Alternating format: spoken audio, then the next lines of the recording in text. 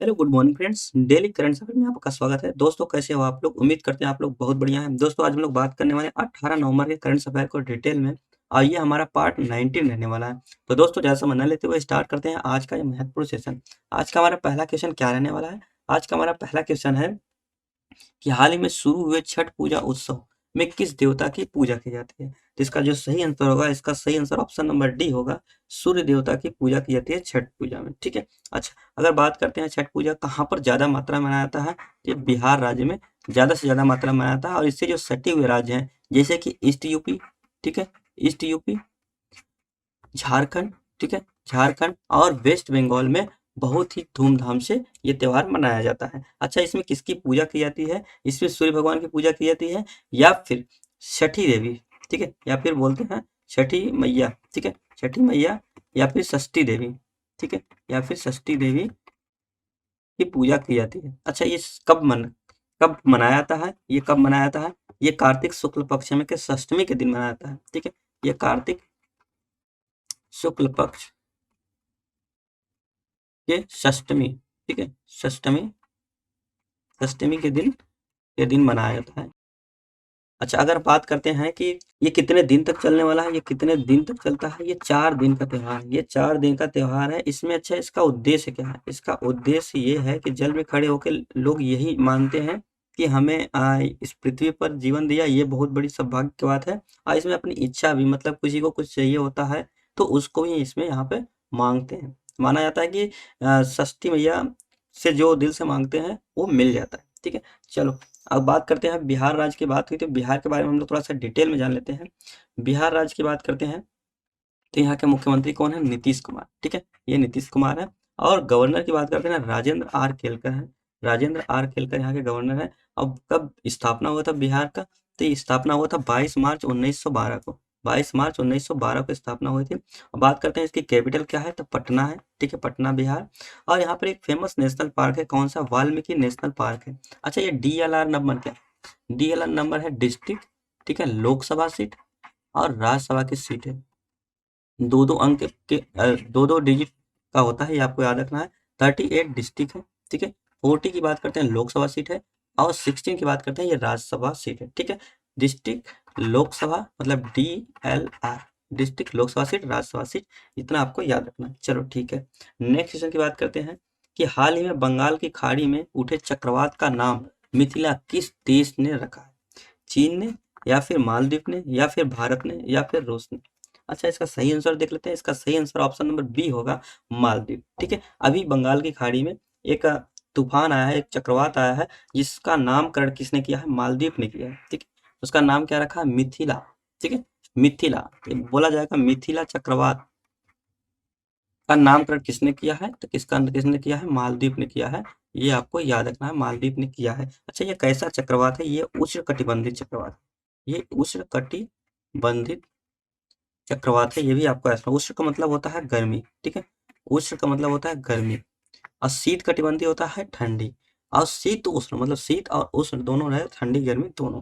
ये भी आपको याद रखना है। अच्छा, अभी हाल ही में कुछ चक्रवात आए थे, ठीक है, कहाँ पर आए थे, उनका नाम क्या है वो थोड़ा सा हम लोग जान लेते हैं। जैसे विपर्जय, ठीक है, विपर्जय चक्रवात कहाँ पर आया था?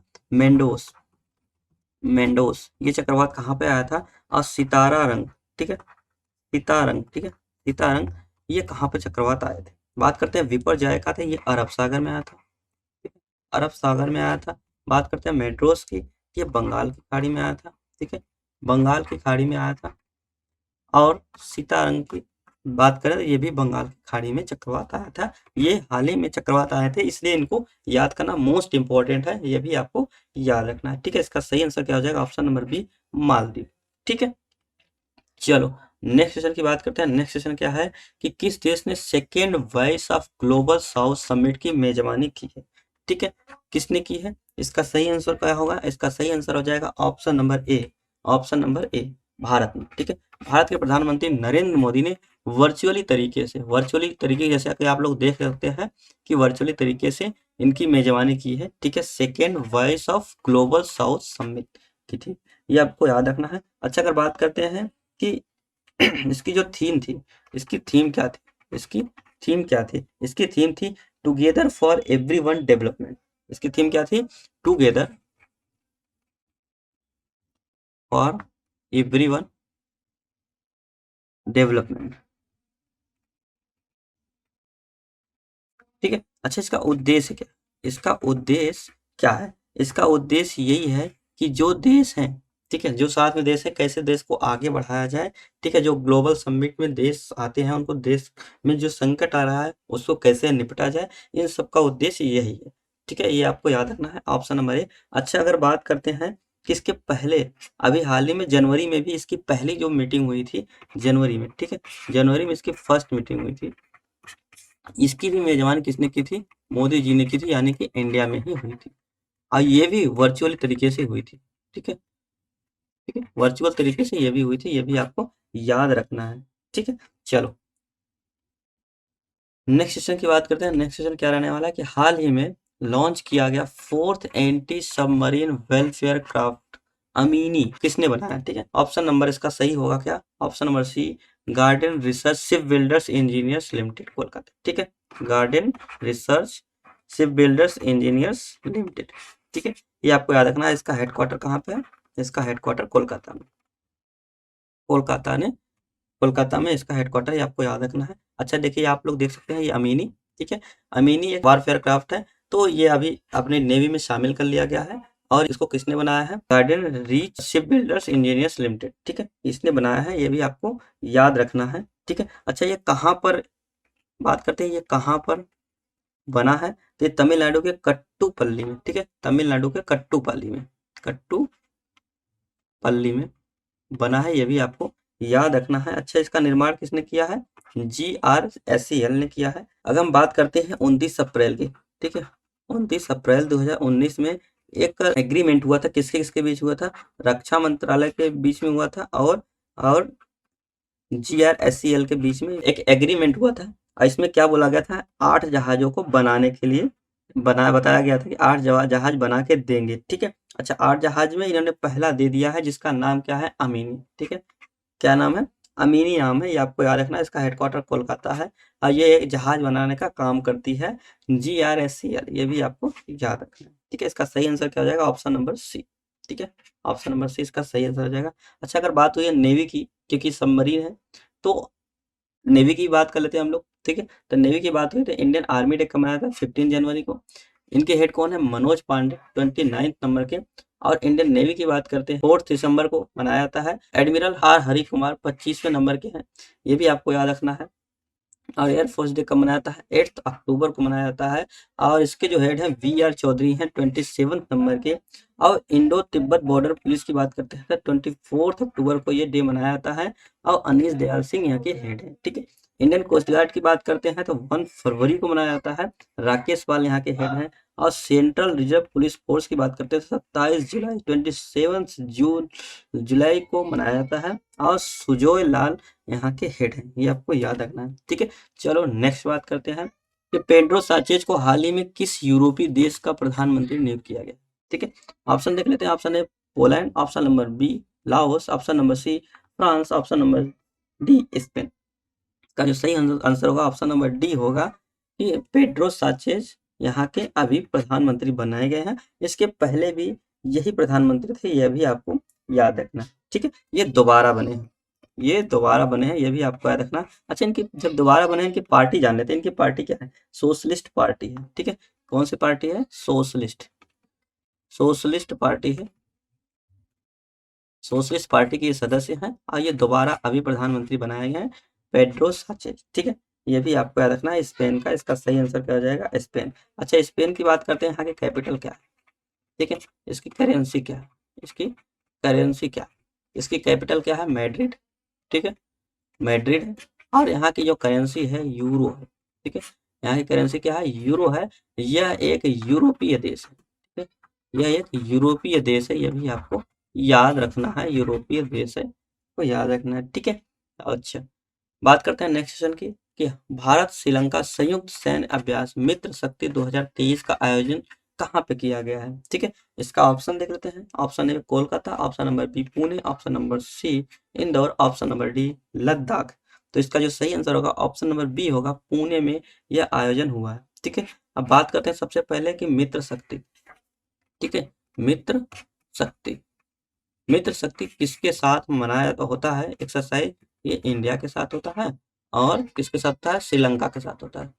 सबसे पहले तो ये जान लिए, ठीक है। इंडिया और श्रीलंका के बीच ये युद्धाभ्यास होता है। अच्छा, अगर बात करते हैं इसका संस्करण क्या है, तो इसका संस्करण क्या है? इसका 9वां संस्करण है, ठीक है। अच्छा, 8वां वाला संस्करण कहाँ पे था? 8वां वाला होता अम्पारा में। अच्छा, अम्पारा कहाँ पे है? अम्पारा श्रीलंका में, श्रीलंका में ही है, ये भी आपको याद रखना है, ठीक है। और जो 9वां वाला है वो कहाँ पे हो रहा है? पुणे में हो रहा है, ये आपको याद रखना है, पुणे में ये हो रहा है। अच्छा, कुछ युद्ध अभ्यास के बारे में हम लोग जान लेते हैं, इसका बी आंसर सही होगा। कुछ युद्ध अभ्यास जैसे कि टाइगर ट्रम्प युद्ध अभ्यास, ठीक है। टाइगर ट्रम्प युद्ध अभ्यास, वज्र प्रहार युद्ध अभ्यास 2022, अभ्यास तर्कस, इन सब कौन से देश की, भारत और किसके साथ होते हैं? भारत और यूएसए के साथ होते हैं, ठीक है। अगर बात करते हैं गरुड़, वरुण, शक्ति, प्रिंजेक्स, ये सभी किसके साथ होते हैं? ये युद्ध अभ्यास किसके साथ होते हैं? फ्रांस के साथ होते हैं। किसके साथ होते हैं? फ्रांस के साथ होते हैं। संप्रीति युद्ध अभ्यास, बोंगो सागर, ये किसके साथ होते हैं? ये होते हैं बांग्लादेश के साथ, ठीक है। ये बांग्लादेश के साथ होते हैं, ये भी आपको याद रखना है। अच्छा, इंद्रधनुष, अजय वॉरियर, कोंकण, ये सब किसके साथ होते हैं? ये ब्रिटेन के साथ होते हैं, ठीक है। ये किसके साथ होते हैं? ब्रिटेन के साथ ये युद्ध अभ्यास होते हैं, ये मोस्ट इंपॉर्टेंट है, आपको याद रखना है। अच्छा, श्रीलंका के साथ एक और युद्ध अभ्यास होता है, क्या होता है? श्रीलंका के साथ एक और युद्ध अभ्यास क्या होता है? श्रीलनेक्स, ठीक है। श्रीलनेक्स, श्रीलनेक्स भारत और श्रीलंका के साथ एक और युद्ध अभ्यास होता है, अब मित्र शक्ति ये है, ठीक है। सूर्य किरण किसके साथ होता है? सूर्य किरण, सूर्य किरण किसके साथ होता है? सूर्य किरण नेपाल के साथ, ठीक है। सूर्य किरण नेपाल के साथ होता है, ये भी आपको याद रखना है। चलो ठीक है, नेक्स्ट सेशन की बात करते हैं। नेक्स्ट सेशन क्या हमारा? अंतर्राष्ट्रीय सहिष्णुता दिवस किस दिन मनाया जाता है? ऑप्शन देख लेते हैं। ऑप्शन नंबर 17 नवंबर, ऑप्शन नंबर बी 21 नवंबर, ऑप्शन नंबर सी 16 नवंबर, ऑप्शन नंबर डी 18 नवंबर। इसका जो सही आंसर होगा ऑप्शन नंबर सी 16 नवंबर को मनाया जाता है, ठीक है। सहिष्णुता दिवस, सहिष्णुता का मतलब क्या होता है? सहिष्णुता का मतलब होता है सहनशीलता, सहनशीलता इसका नाम होता, मतलब होता है कि अगर आपके पास सहनशीलता है तो आप कुछ भी करेंगे। इसी को बढ़ावा देने के लिए अभी इसी साल यूनेस्को द्वारा, ठीक है, यूनेस्को द्वारा किस भारतीय को दिया गया? मदन जीत सिंह को अवार्ड दिया गया, ठीक है। मदन जीत सिंह को अवार्ड भी दिया गया था, इसी को बढ़ावा देने के लिए, सहिष्णुता को मतलब सहनशीलता को बढ़ावा देने, क्योंकि आजकल के लोगों के अंदर देखोगे सहनशीलता नहीं है, तुरंत लड़ाई कर लेंगे। तो इसी सब चीज को देखते हुए ये दिवस मनाया जाता है और इसमें यही जागरूकता फैलाया जाता है कि सहनशीलता बनो और तभी आगे बढ़ पाओगे, ठीक है। इसका जो सही आंसर होगा ऑप्शन नंबर सी होगा। अच्छा, नवंबर मंथ के जो कुछ डे हैं उसके बारे में हम लोग जान लेते हैं। जैसे क्या है? वर्ल्ड वीगन डे 1 नवंबर को मनाया जाता है, ठीक है। ऑल सेंट्स डे 1 नवंबर को मनाया जाता है। कर्नाटक राज्य का जो राज्य उत्सव दिवस है 1 नवंबर को मनाया जाता है। अच्छा, पारूमला पेरुनल 2 नवंबर को मनाया जाता है। विश्व जोली फिश दिवस कब मनाया जाता है? 3 नवंबर को मनाया जाता है। अच्छा, विश्व सुनामी जागरूकता दिवस कब मनाता है? 5 नवंबर को। शिशु संरक्षण दिवस 7 नवंबर को मनाया जाता है। राष्ट्रीय कैंसर जागरूकता दिवस 7 नवंबर को मनाया जाता है। सीवी रमन जयंती 7 नवंबर को मनाया जाता है। अच्छा, विश्व रेडियोग्राफी दिवस कब मनाया जाता है? 8 नवंबर को मनाया जाता है, ठीक है। चलो थोड़ा सा नेक्स्ट जान लेते हैं। गुरु नानक जयंती 8 नवंबर को मनाया गया था। राष्ट्रीय विधिक सेवा दिवस कब मनाया जाता है? 9 नवंबर को। उत्तराखंड का स्थापना दिवस 9 नवंबर को। विश्व उपयोगिता दिवस 9 नवंबर को। शांति और विकास हेतु विश्व विज्ञान दिवस 10 नवंबर को। अच्छा, नेशनल साइंस डे कब मनाया जाता है आप बताइएगा?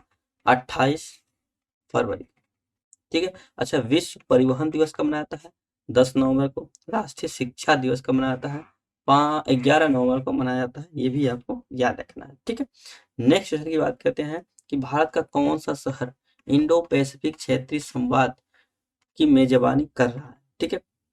ऑप्शन देख लेते हैं। उत्तर प्रदेश, बिहार, न्यू दिल्ली, उड़ीसा। इसका जो सही आंसर होगा इसका सही आंसर होगा option number C, new Delhi, ठीक है। IPRD, ठीक है, इंडो पैसिफिक रीजनल डायलॉग्स, ठीक है।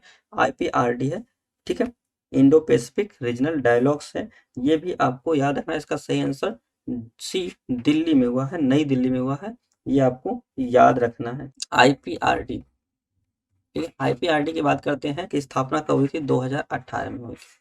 ठीक है। इसके अंतर्गत इसका जो उद्देश्य क्या है, इसका उद्देश्य क्या है, इसका उद्देश्य यही है खतरों और अलग अलग समस्याओं की पहचान करना। इसका उद्देश्य, इसका उद्देश्य क्या है, इसका उद्देश्य भू राजनीतिक, जो भू राजनीतिक होते हैं उनकी समीक्षा करना और खतरों और समस्याओं की पहचान करना आईपीआरडी का मुख्य उद्देश्य है। ये भी आपको याद रखना। इसका सही आंसर क्या होगा, option number C, new Delhi. ठीक है। नेक्स्ट बात करते हैं। नेक्स्ट क्वेश्चन है, हाल ही